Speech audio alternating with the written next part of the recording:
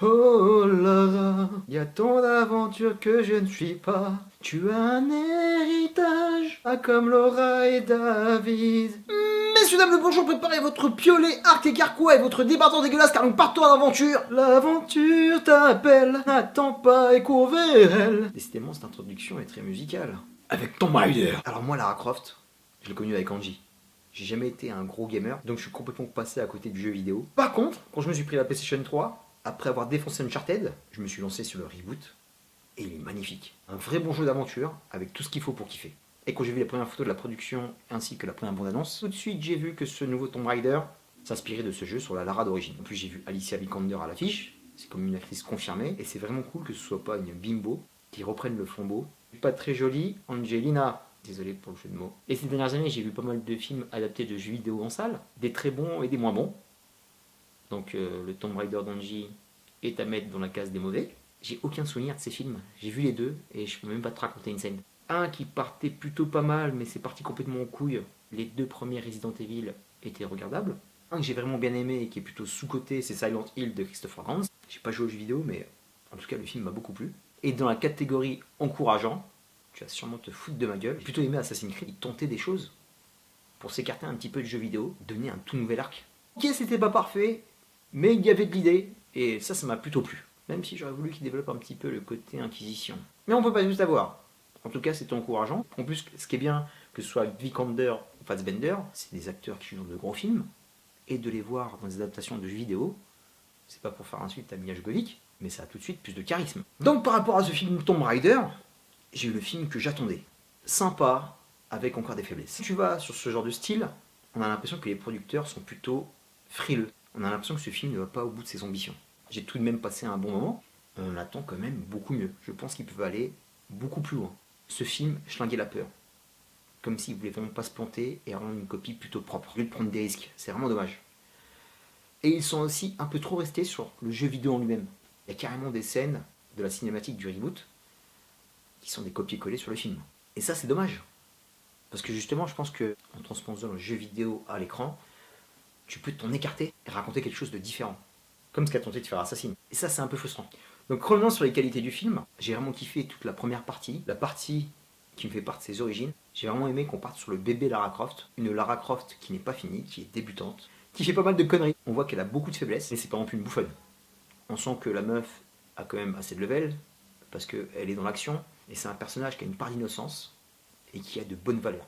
J'ai bien aimé le fait qu'elle ait foi en l'héritage de son père, elle souhaite complètement aussi s'affranchir de la richesse des Croft, et ce postulat m'a beaucoup plu. Autre chose qui était cool, les scènes d'action, les effets spéciaux étaient vraiment pas mal. J'ai plutôt aimé la scène du naufrage, l'arrivée sur l'île, la scène de la rivière, on l'a développé pour ne pas spoil. J'aime bien quand ça se tatane. Le choix des armes qu'on lui a données, qui sont symboliques par rapport au jeu, ça lui donne un côté beaucoup plus humain. Et on va dire le point fort, culminant de ce film, c'est Alicia Vikander. Elle est superbe. Ce rôle lui va comme un gant. Elle est pétillante. Elle y croit, elle se donne à fond. On sent qu'elle n'est pas venue là pour cachetonner et faire un film d'action lambda. Elle est venue pour inscrire ce personnage dans quelque chose de plutôt sérieux. Et là tout de suite on sent que l'actrice est professionnelle. Elle est super classe. Elle est parfaite en jeune Lara Croft. Physiquement elle est au point. On voit qu'elle s'est entraînée, on voit que le corps est présent. Et vraiment on n'a plus du tout le côté objet sexuel qu'on pouvait avoir dans les jeux vidéo. Ou qu'on pouvait avoir avec Angie. Ça a complètement disparu. Même moi qui aime bien les belles pépées. Même ça fait du bien. C'est une actrice qui est physique. C'est une actrice qui sait jouer. Elle est crédible quand elle tient son arc. Elle est crédible quand elle fait face à ses adversaires. Et merci, elle est crédible quand elle court. Même des hommes ne savent pas courir comme elle court. Bien aimé aussi le côté de l'île mystérieuse, les énigmes, tout ce qui était attrait à l'héritage des Croft. Il y avait beaucoup de mystères autour, il y a beaucoup de mystères autour de la mort de son père. Pour ne pas en dire plus, le film ouvre beaucoup de perspectives. Dominic West, Walton Goggins, même si j'en attendais un peu plus, c'est quand même cool de les avoir.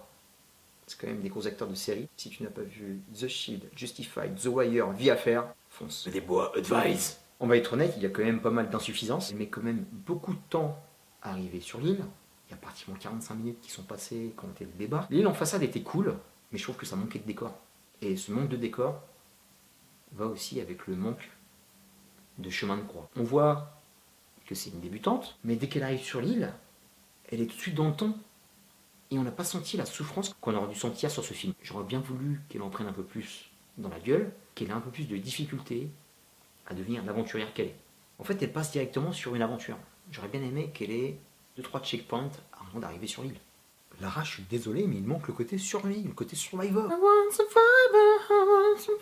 Bon, c'est quand même mieux que le clip de Disney Child. Mais tout de même, faut envoyer du steak, quoi. Faut bouffer des insectes, des chenilles, des cafards. Faut être dans la crasse, c'est ça qu'on veut. C'est le délire à son maximum. Et il n'y a pas beaucoup de protagonistes aussi autour d'elle. Il y a l'acteur de Into the Badlands qui est sur le bateau, et il n'y a personne d'autre. Et c'est pas vraiment un sidekick, elle doit se démerder un peu toute seule.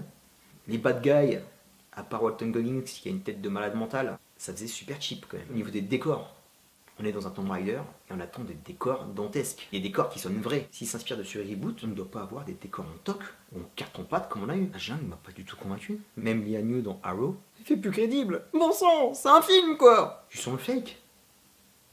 Et ça c'est naze. Pourquoi faire ça? Alors soit c'est un manque de budget, soit c'est un manque d'ambition, soit ils ont voulu aller trop vite. C'est vraiment dommageable quant à la qualité du film. Ils ont voulu avoir un peu plus de poussière, un peu plus de crasse, la mettre un peu plus dans la boue, pas assez de scènes d'action. Épique, ça manque. Parce que des fois le film il reste taqué et j'ai pas envie de voir Tomb Raider comme un petit film. J'aurais vraiment voulu avoir un film qui dure plus de 2 heures et qui nous en fout plein la gueule. Pas un chef-d'œuvre non plus, mais quelque chose de consistant quoi. Dans un film d'aventure, il faut qu'il y ait les personnages, il faut qu'il y ait l'intrigue, tout le récit qui va avec ce genre de film, mais il faut que le décor et le paysage poussent les protagonistes. Et là, c'est un peu décevant de ce côté. Une autre réserve que j'ai eue également par rapport aux jeux vidéo, c'est la gestion des éléments fantastiques. Il y a toujours le même cul entre deux chaises. On ne sait pas si on accepte le mysticisme ou si on veut garder l'œuvre réaliste. Ça, c'est pas bien défini dans les deux supports. Donc, à un moment, il faut faire son choix. Soit tu nous balances du fantastique et on accepte, soit on reste dans l'archéologie réaliste. On a fait un peu plus le tour de la question, c'était rapide, dis donc. Pour conclure sur Lara Croft, ça reste un bon film. Un film, j'ai envie d'avoir de l'espoir pour une possible suite qui gommeront les défauts de celui-là, parce qu'il y a vraiment quelque chose à faire. Il faut vraiment pousser le projet à bout pour avoir la superbe franchise qu'on attend. Je ne demande même pas un chef-d'œuvre, je demande un film divertissant avec lequel on s'éclate. Parce qu'il y a de la crise qu'il faut. On peut l'articuler avec d'autres personnages. Il y a quand même des acteurs assez consistants pour l'aider. Et même Christine Scott Thomas que j'ai même pas cité. Il y a tout pour être cool. Tout n'est pas acheté. Mettre un peu plus de réalisme, mettre un peu plus de percussion, aller au bout de ses idées à Lara Croft. Et je pense aux adaptations de jeux vidéo au cinéma devraient l'être de noblesse. Attends aussi le gros film qui va emporter le style, qui va emporter ce genre au sommet. Et il n'est pas encore arrivé. Après, il faut bien se dire qu'un jeu vidéo, ce n'est pas du cinéma. C'est très difficile à adapter. Un jeu vidéo, c'est quelque chose qui est immersif. On interagit complètement avec lui. On a la manette, c'est nous qui décidons des mouvements qu'on va faire. Donc l'immersion est totale. Et au cinéma, on subit les choses. Ce n'est pas les mêmes procédés. Ils n'ont pas le même vocabulaire. Mais d'encourage, j'ai envie d'être positif. J'ai envie d'être positif. J'ai marre de toutes ces ondes négatives autour de moi. Terminus pour Tomb Raider. Je te dis à très bientôt pour de prochaines vidéos. Tomb Raider. L'aventure est en toi. Peace.